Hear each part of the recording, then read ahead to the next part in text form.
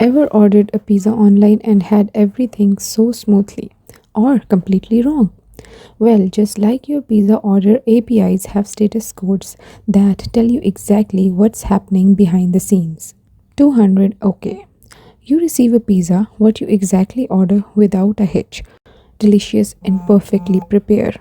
So, when you make a GET request to view your profile on a website and everything loads correctly, the server responds with a 200 OK.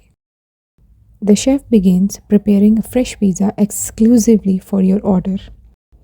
For example, when you post to create a new user account and it's successfully added to the system, the API returns a 201 created, 202 accepted. Sometimes good things take time. The restaurants confirm your order and asks you to wait as your pizza is being made. When you submit a long running job like a data processing task and the server says we got it and we are working on it, you receive a 202 accepted. You receive an empty pizza box because for some mysterious reason nothing was made. So, when you send a delete request to remove an item and the server successfully processes it without sending any data back, it responds with a 204 no content. Your saved location is outdated and the restaurant has a brand new address.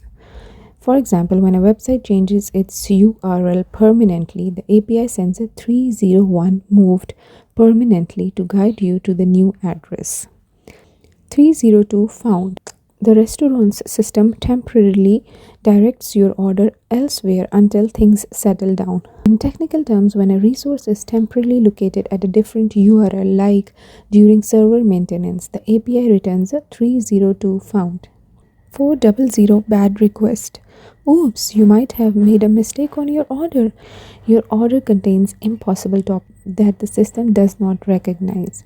And in technical terms, if your API request contains invalid or malformed parameters, the server responds with a 400 bad request. 401 unauthorized. Imagine trying to order without proper credentials. The system denies your order because you are not logged in. In technical terms, when you attempt to access a restricted API endpoint without proper credentials, the server returns a 401 unauthorized. 403 forbidden. You attempt to order a premium pizza, but access is blocked.